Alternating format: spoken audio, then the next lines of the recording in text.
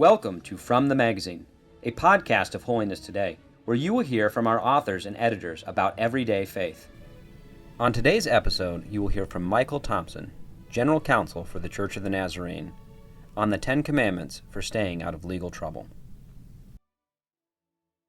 Hello, and welcome to the 10 Commandments for staying out of legal trouble. My name is Michael Thompson. I have been a practicing attorney for 27 years. For the last 11 years, it's been my privilege to serve at the Global Ministry Center as General Counsel for the Church of the Nazarene. In that role, over the past 11 years, I've talked to countless church leaders about any number of legal problems. Things that have ranged from the relatively trivial, things like whether you need to have a permission slip for a certain event, all the way up to real estate transactions and even significant litigation.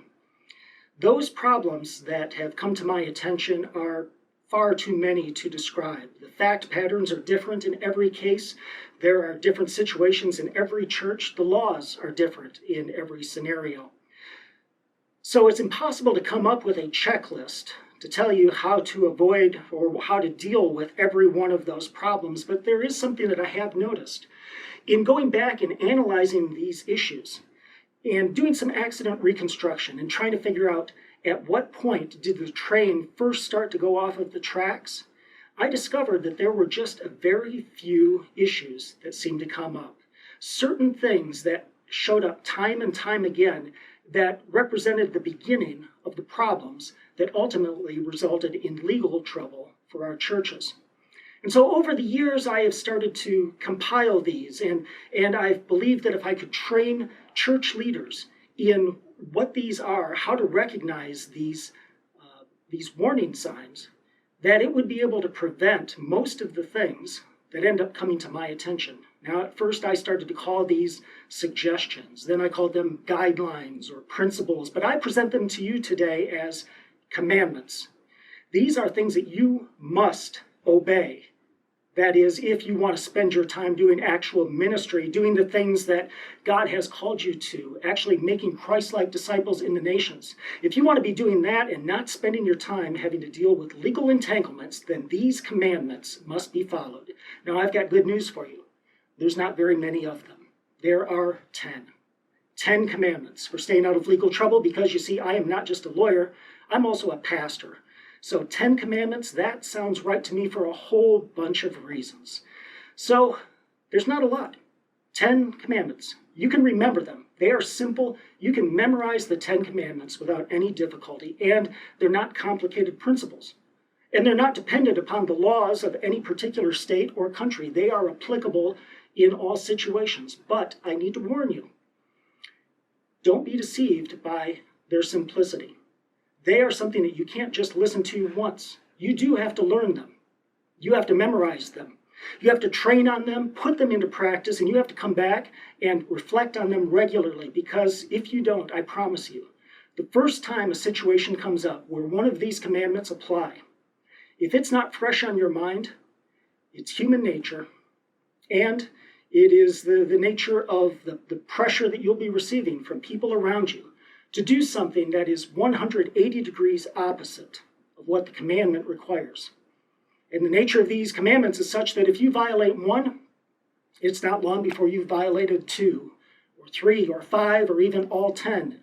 And by that point, it's too late. You are going to be wasting time, money, energy, resources, being stuck in a courtroom, or having to talk to lawyers, or have to fill out any number of forms to get out of some sort of bureaucratic problem. But if you learn these 10 commandments and put them into practice, I promise you, you can spend the majority of your ministry doing things that are actually fun, fulfilling, and make a difference in the lives of others. So here they are, the 10 commandments. The first commandment is this: the manual is your best friend. It will protect you as long as you stay within it. But if you depart from the provisions of the manual, you run the risk of losing all of its protections. John Wesley famously prayed, "Lord, make me a man of one book." Now, I actually hope you will be twice the person that John Wesley was. Yes, I want you to be well-grounded and well-versed in the holy Word of God. But there's another book I want you to be very familiar with and put it into practice, and that is the Manual, the Church of the Nazarene. Now, I'm not pretending for a moment that it is at equal authority to the Bible. And I'll be the first to admit that it is not the most compelling of reads. It is over 400 pages long. There's a lot of stuff in it that is boring. There's a lot of stuff in there that is not easy to understand. There are some things that even appear to be contradictory at first glance. But it covers, within its pages, basically everything that it means to be part of the Church of the Nazarene. It has our governance. It says this is how we operate as a church, and it contains what we believe. And those things protect us legally. There is a provision of the law. In the United States, it's known as the ecclesiastical abstention doctrine. And that's just a fancy way of saying that because of the principles of religious liberty, freedom of religion, the government, the courts generally do not get involved in the details of how a church operates. They don't tell us how we can conduct church. They don't tell us what we can and can't believe. These are principles that are protected under the U.S. Constitution. And so, as long as we stay within our rules, for the most part, we have a lot of flexibility and freedom in how we do church. So the manual protects us. It has the rules about how we do things, about how we conduct our church board meetings, how we hire and fire people. It has all of those provisions. But here's the thing. Those all have to be followed. As long as we are following them, then the government, the courts tend to stay out of our business. But if we deviate from them, then that's where the courts will step in and say, apparently, these rules don't apply to you. Apparently, these rules are merely suggestions. And if you don't have rules that govern how you operate, then we will impose them upon you. So let me give you an example of how this comes into play. In recent years, I've seen a number of situations where there have been lawsuits brought against churches for wrongful termination of staff. It might be a ministerial associate. It could be a lay staff member. Well, here's the thing. The manual tells us how you can terminate an associate. It says that it is initiated by the pastor. It requires the approval of the church board and the district superintendent. And if you have all of those things in place, then generally you're pretty good. And you can let an associate go from employment. But it also tells us the steps that have to be followed to hire and to maintain the employment of an associate. And it says that in order to hire an associate minister, you need first, it has to be the nomination of the pastor, the prior written approval of the district superintendent, and lastly, the approval of the church board. And this has to happen every single year. Manual says that associates are only hired for 1 year at a time, and that process of approvals has to happen every year. So here's the problem. If at any point along the line, a process gets skipped, a process gets ignored, a process gets deviated inappropriately, and then there is a lawsuit for wrongful termination, you're setting yourself up for the possibility that the court will look at everything and say, well, you didn't follow your own rules. So if you don't follow your own rules, then you're going to have to follow these rules. Now, the church is generally exempt from a lot of wage and hour laws, provisions regarding unemployment insurance. But if we violate our own rules, you could find yourself subject to all of the things that the civil laws require of secular employers. The other area where it protects us is with regard to what we believe. The manual tells us our beliefs. As Nazarenes, our beliefs are covered in the Articles of Faith, the Covenant of Christian Conduct, the Covenant of Christian Character. It's anywhere within the manual that tells us what we believe, what we oppose, what we favor. Now, the courts will not get involved in telling churches what they can and can't believe. That's, again, part of that ecclesiastical abstention doctrine. But in order for that protection to apply, it applies to what we call sincerely held religious beliefs. For that reason, churches are generally exempt from any of the other laws that might require employers to have to pay for abortions. Churches are exempt from from any number of things. For example, in a secular employment situation, you can't be fired generally for what you believe. You can't be required to attend a certain church in order to be hired. But within the church, it is absolutely permissible for us to discriminate on the basis of religion. There's nothing wrong with us saying that you have to be in harmony with the beliefs of the Church of the Nazarene if you are going to work for the Church of the Nazarene. In order for us to have the protections that come from those sincerely held religious beliefs, the courts have said that those beliefs have to be sincerely held, clearly articulated, and consistently applied. Well, they are clearly articulated within the manual. The measure of how sincerely held they are is going to be on the basis of how consistently they are applied. So how can that come into play within our churches? Let's say that you have a situation where a staff member is found to be involved in some sort of immoral conduct. Let's say you have a staff member who is found to be having an extramarital affair, and you very properly determine that that is incorrect behavior and inconsistent with employment within the Church of the Nazarene, and so you dismiss the employee on that basis. But suppose it also comes to light that you have a board member that is having an affair, you know about it, and you've done nothing about it. Well, that's inconsistent application of what we believe. If it's inconsistent, then the courts say that that's not a sincerely held religious belief where you have protection. They will say that that is merely a suggested code of conduct. You're free to pick and choose whether you want to follow it or not, and you can soon find yourself losing the protections that the manual gives to you. So, if you want to avoid those problems, remember that the manual is your best friend, and as long as you stay within it, it will protect you. Now, the second commandment, in many respects, there's just one commandment, and that is the first one, the one I just talked about. The other 9 are commentaries upon the first.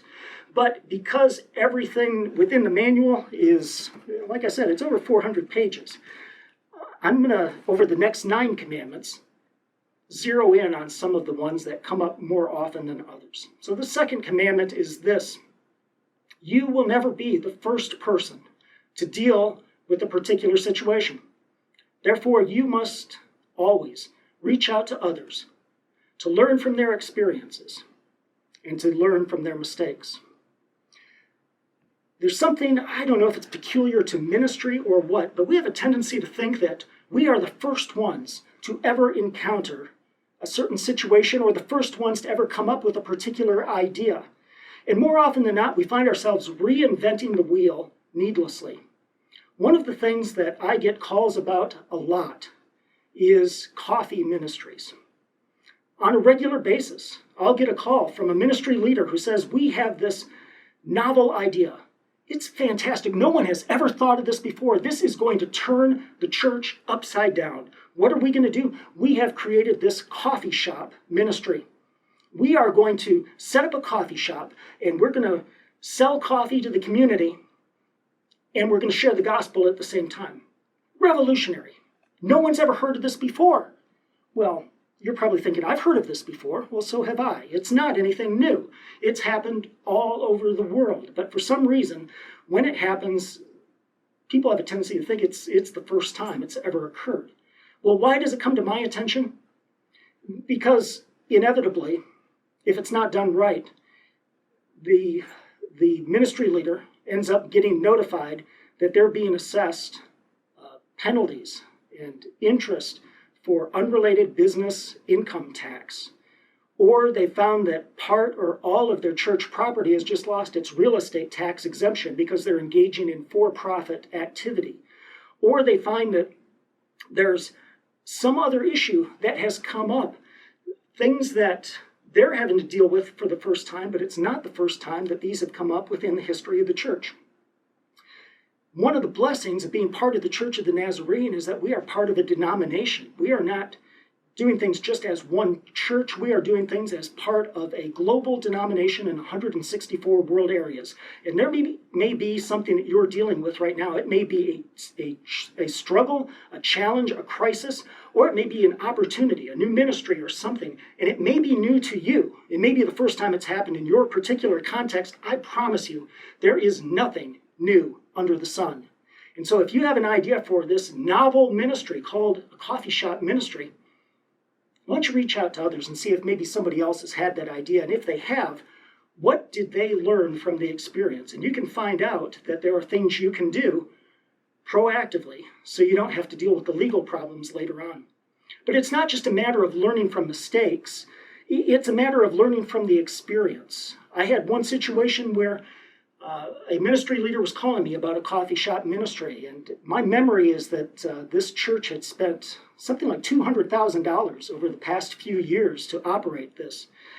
And so they found themselves in some entanglement issues with the government.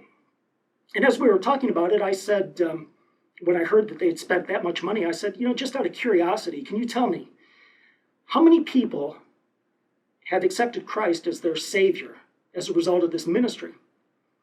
And the answer was, well, we don't know. Maybe nobody. We hope there's somebody. I mean, we do this we share the gospel, but we don't know. Well, for $200,000, they could have hired a full-time team of people to go door to door and share the gospel. I guarantee they would have found at least one person that they could definitely say had been saved for Christ. Now, I'm not opposed to coffee shop ministries, but if you learn from that example, what you learn is if you follow that model, if you do things the way that that shop did, then you can anticipate getting the exact same results. Now, if those are the results you're looking for, then go to it. But if you look at that and say, no, we were kind of hoping for a bigger impact than that, then what that tells you is that you need to be doing this ministry differently than that one. So reach out to others, learn from their mistakes, learn from their successes, learn from their experiences, because you will not be the first person to deal with the situation. The third commandment is this: you will always, every single time, you will always be surprised when you receive a report of potential misconduct. Therefore, you must not base your initial response on whether you personally believe the accusation. We have this mentality, I think, within the church that we have this supernatural ability to spot evil on sight. We either believe that there are these invisible shields around the churches that prevent anyone with evil intent from coming in, or we think that if somebody with evil intent comes in, we'll spot them instantly. So let's put this to the test. Suppose I were to tell you right now that there is somebody in your church, in your local church right now, who is in the process of putting together a plan to steal from the church up to $100,000. Who do you think that person would be? Now, I'm not necessarily talking about an individual. I suspect if you had an individual who came to mind, you've already taken action about that. I'm asking, what kind of person would that be? Do you think you know? Well, let's put it to a test, because this is the profile of the typical person who steals up to $100,000 from the Church of the Nazarene. That person is a woman, 42 years old. She's been working in the church office or with the church finance for at least 5 years. And her pastor says, I would trust her with anything. Now let's change the dollar amount. Now I tell you there's somebody who's going to steal more than $100,000 from you. What does that person look like? The profile is the same, except now it's a man. It's a man, 42 years old. He's worked at church finance, been in the church office, had access to church finances for at least 5 years, and his pastor says, I would trust him with anything. Does that surprise you? Well, if you think about it, you won't be surprised. Because what does it take for somebody to be able to steal that kind of money from the church? If you thought that, if your concept of who it was that was going to steal from you was some shady-looking person who wandered in off of the street that you don't know, well, my guess is you'd spot that person and you would immediately take steps to make sure that they don't have access to the money at all, right? In order for somebody to have the ability to steal from you, especially to steal that amount of money, the first requirement is that they've already earned your trust. If you didn't trust them, you wouldn't allow them to be handling your money at all. So by definition, Every person who's going to be stealing from you is somebody who is going to be betraying your trust. Consider the issue of child abuse within the church. What's the profile of somebody who is going to abuse our children? What does the typical sexual predator within the church look like? If you think that it is the creepy looking guy wearing a trench coat who comes wandering in off the street and offers candy to the children, no, that's not it. Because if somebody came in like that, you'd have eyes on him and wouldn't let him anywhere near the children, right?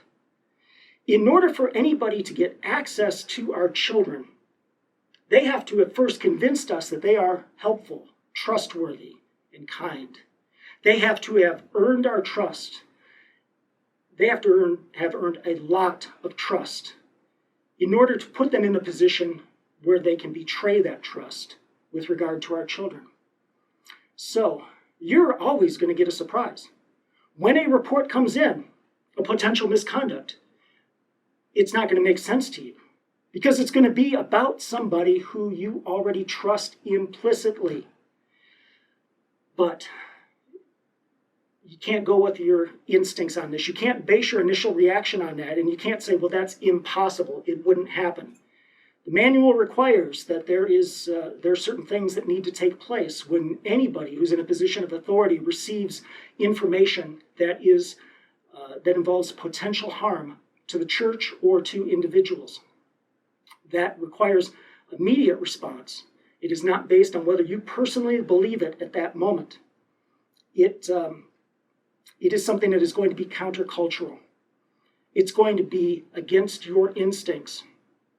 And it's going to be against the recommendation, frequently, of those who are around you.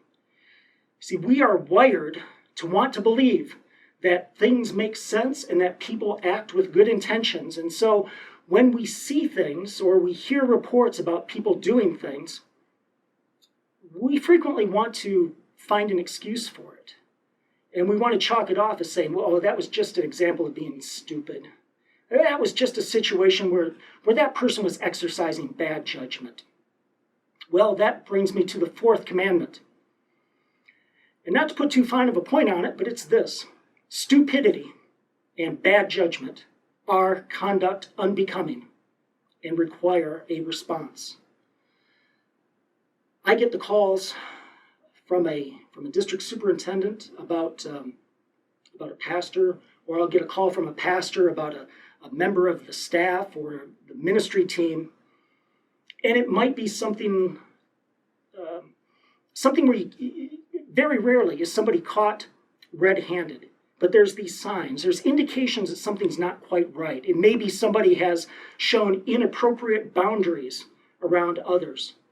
It may be that somebody's showing some apparent carelessness with record keeping regarding finances, whatever it may be.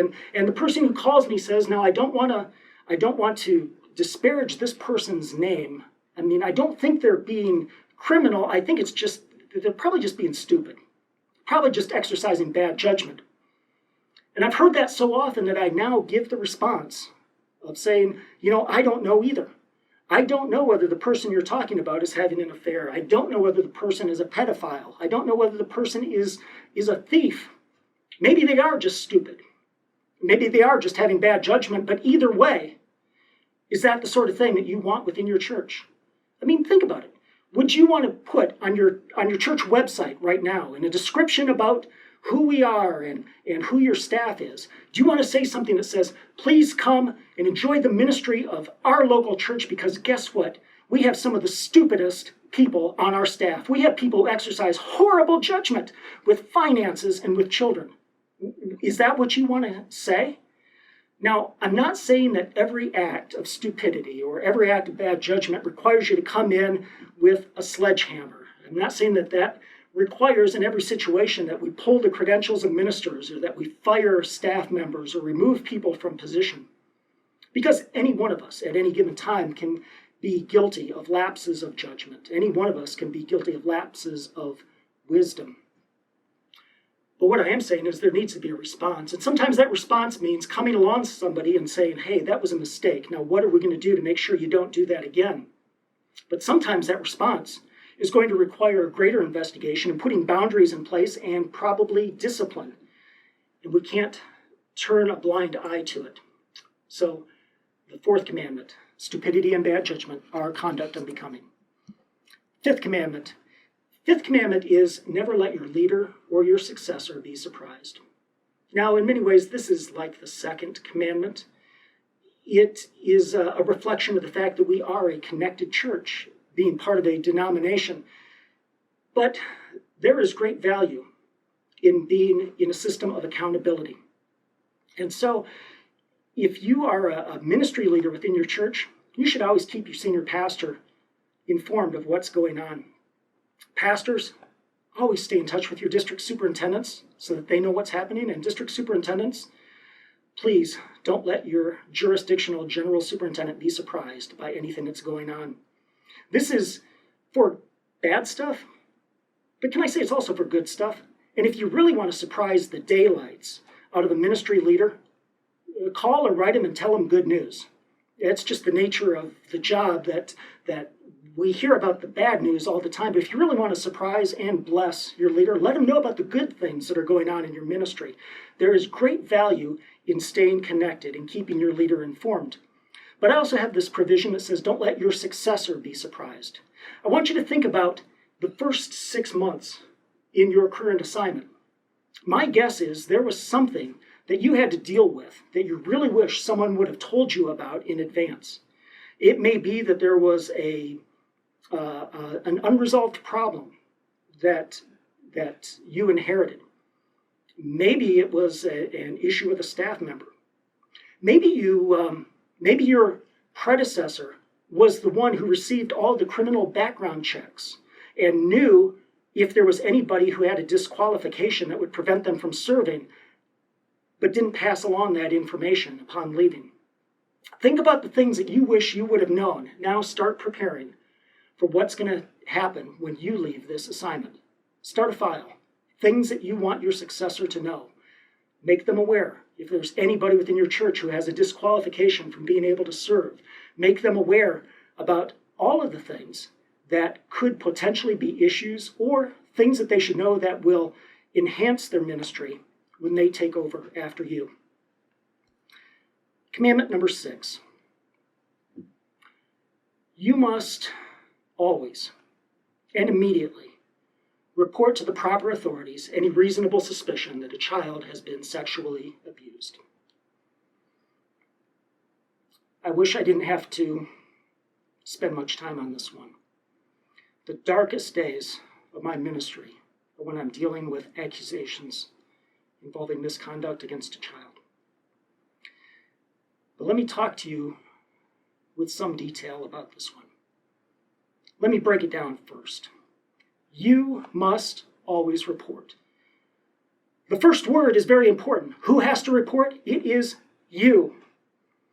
Now there's, in different states, there are different laws about who is a mandatory reporter for sexual abuse purposes. And in the Church of the Nazarene, we have made it very simple. You are a mandatory reporter.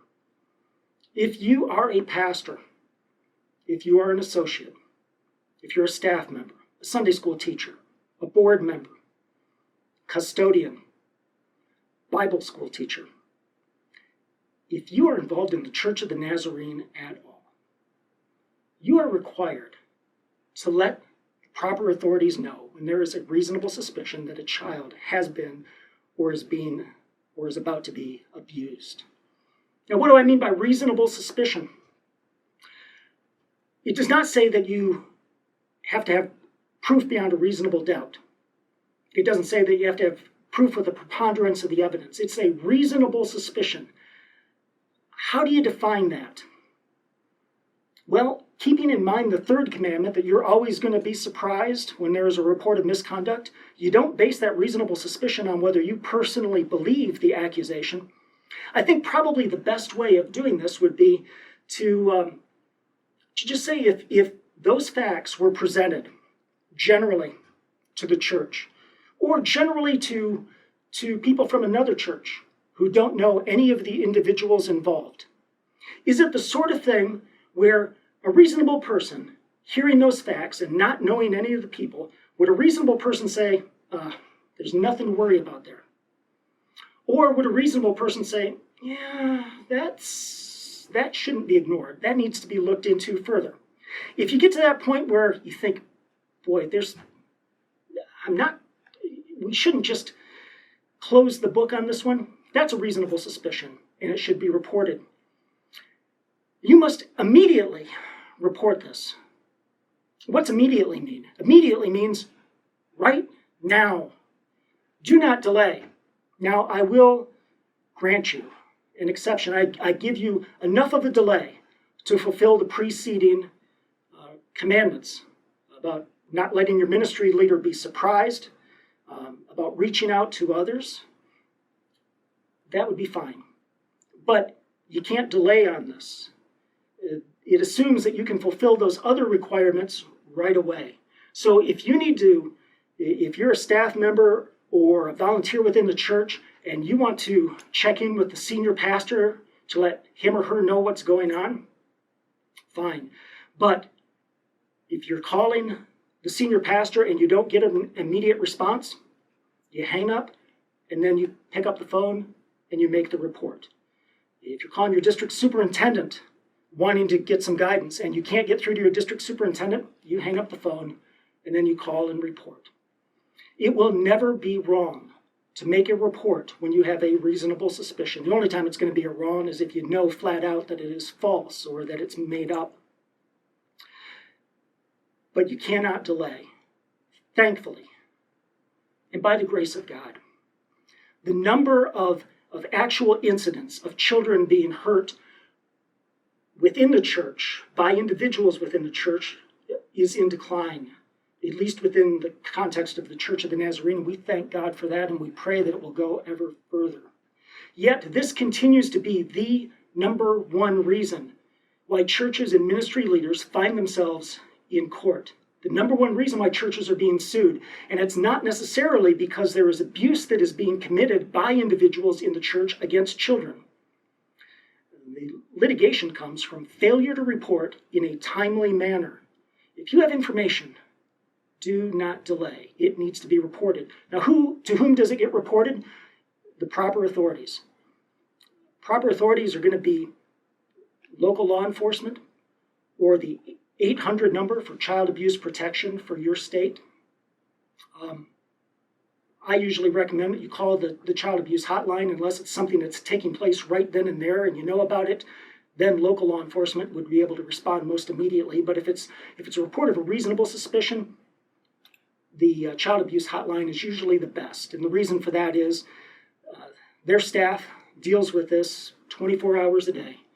And you will almost never get a report where somebody is caught red-handed.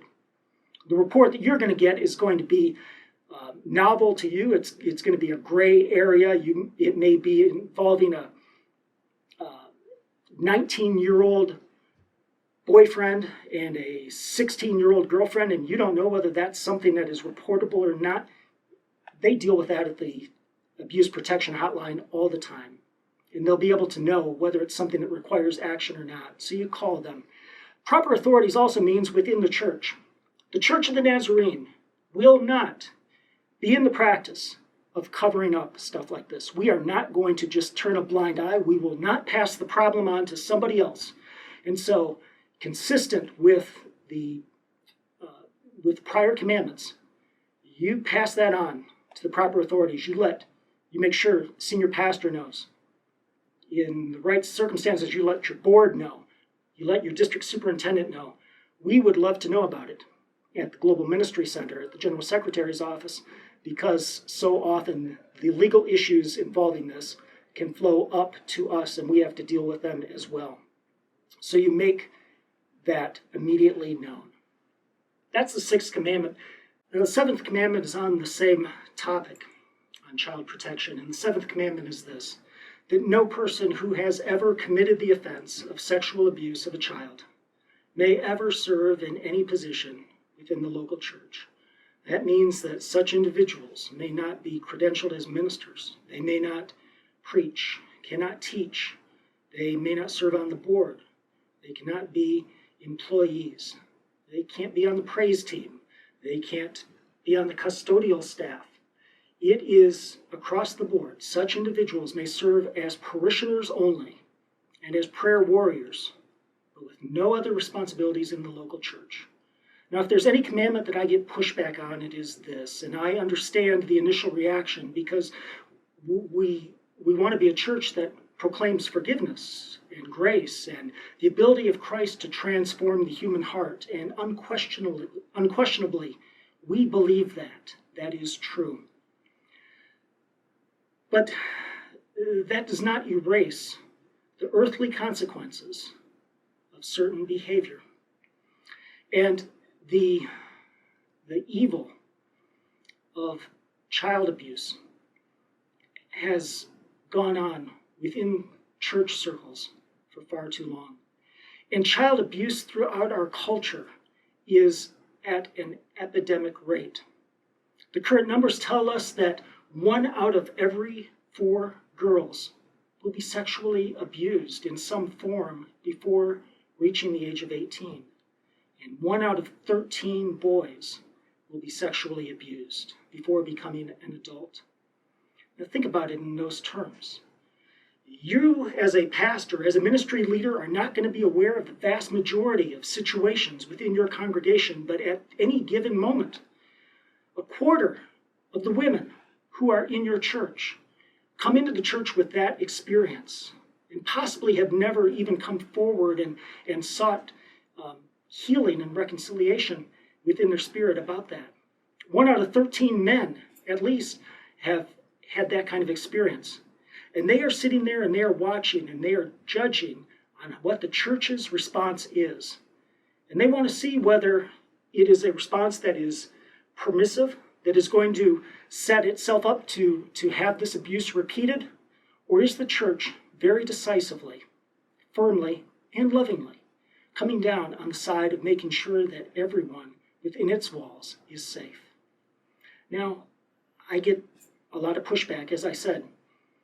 I get some people who get pretty angry with me when I tell them that this is the case, that it is the law of the land within the Church of the Nazarene. And the interesting thing is, I don't get people upset with me and push back if I tell them that somebody who has a history of theft should not be their church treasurer. I don't get anybody who pushes back at me if there is somebody who has a history of violence, and I tell them that there are appropriate steps that they can take to keep that individual away from the church if the church can't provide for the safety of everybody. Nobody objects to that. But for whatever reason, with this particular issue, I have people who insist that such individuals need to come in and be fully integrated into all the ministries of the church, and that just cannot happen. That's not to say that such individuals have no place within the kingdom. You know, there are certain ministries that we just are unable to do within the Church of the Nazarene. We've chosen not to do them. We believe, for example, in our global missions enterprises, we believe very much in orphanages and the ministry to orphans. We do not actually run any orphanages within the Church of the Nazarene. We don't. There are others who do. We partner with them. We encourage them. We support them. We believe in them. We pray for them. If somebody comes to us who has a passion for doing ministries within orphanages, we will send them over to those ministries. Well, in the same way, if somebody who has an unfortunate experience of having a history of abusing a child, if Christ has come into their life, transformed that person, and given that person a passion to be involved in spreading that grace to others, we celebrate that and we thank God. And you know, there are ministries that are set up that can specialize in allowing individuals such as that to have access to ministry.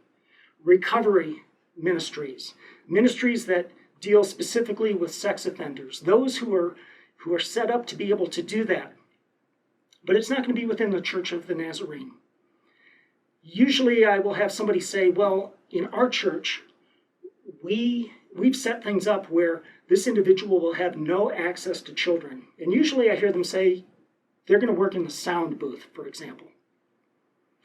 Do you have any idea how many cases of abuse take place in sound booths?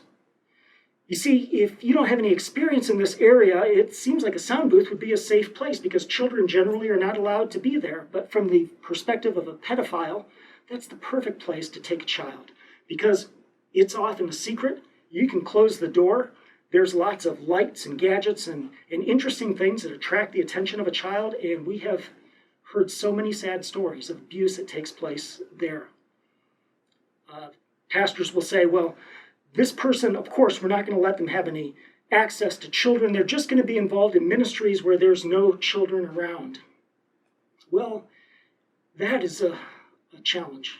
I mean, if a healthy church is doing what it's supposed to do, children are integrated fully into the life of the church. How do you take children out of every area of ministry? It's just not really rational.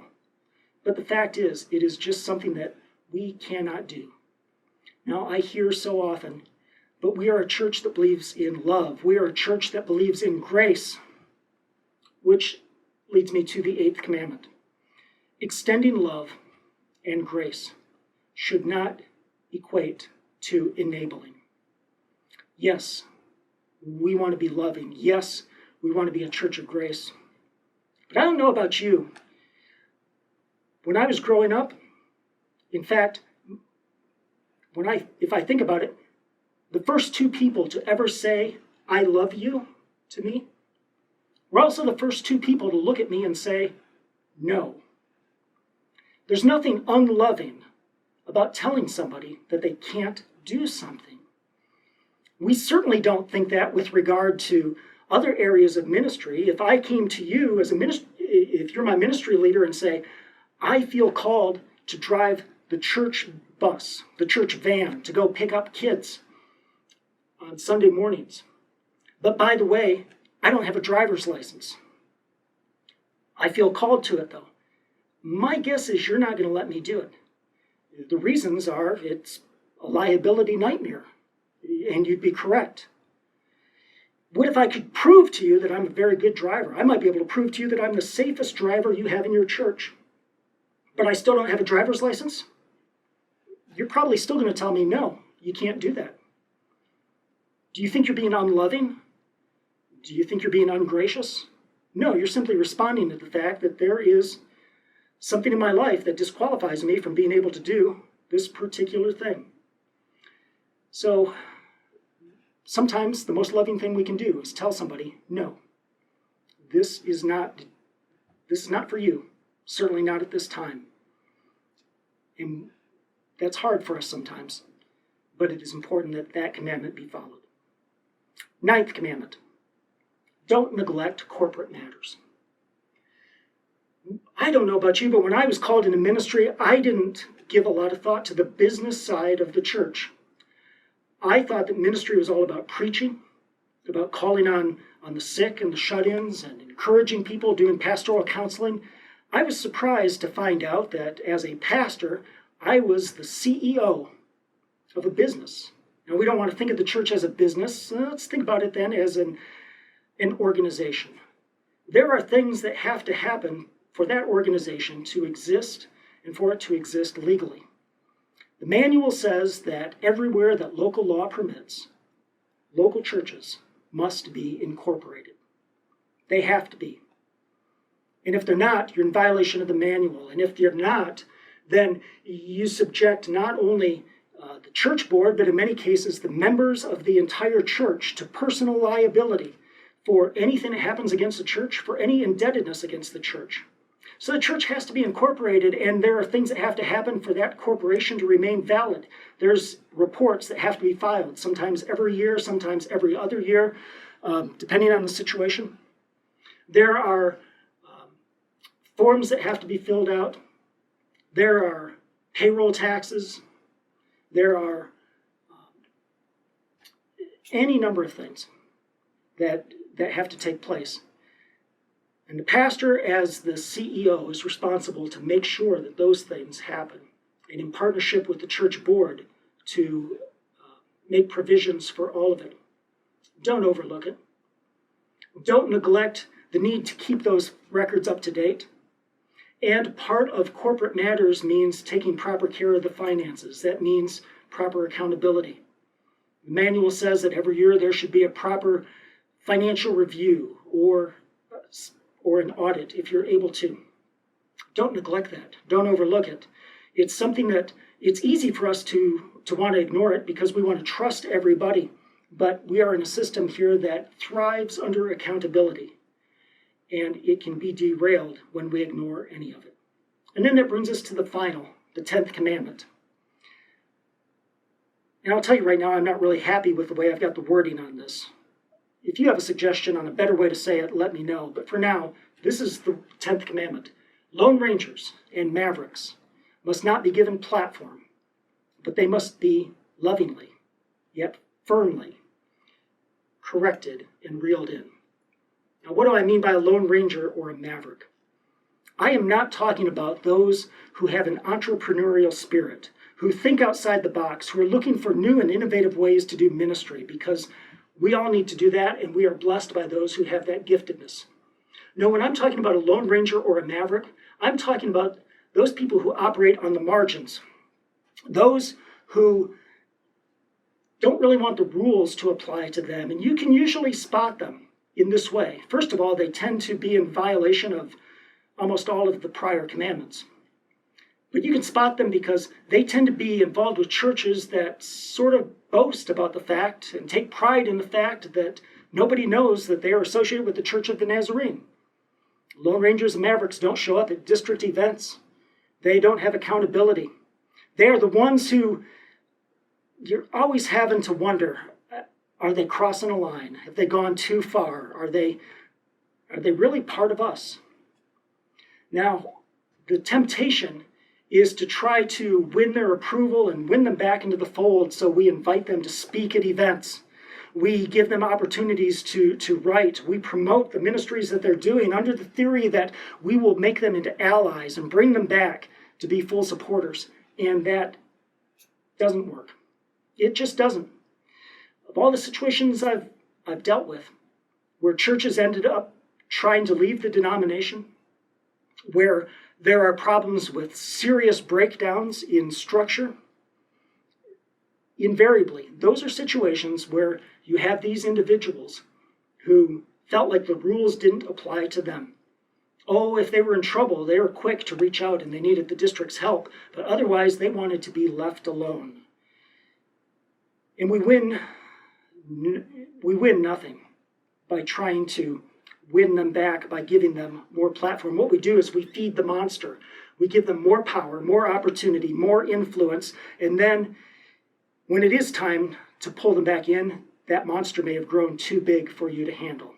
The best thing, the loving thing, is to deal with it early on. Address it firmly, lovingly, but deal with it properly. So those are the 10 commandments.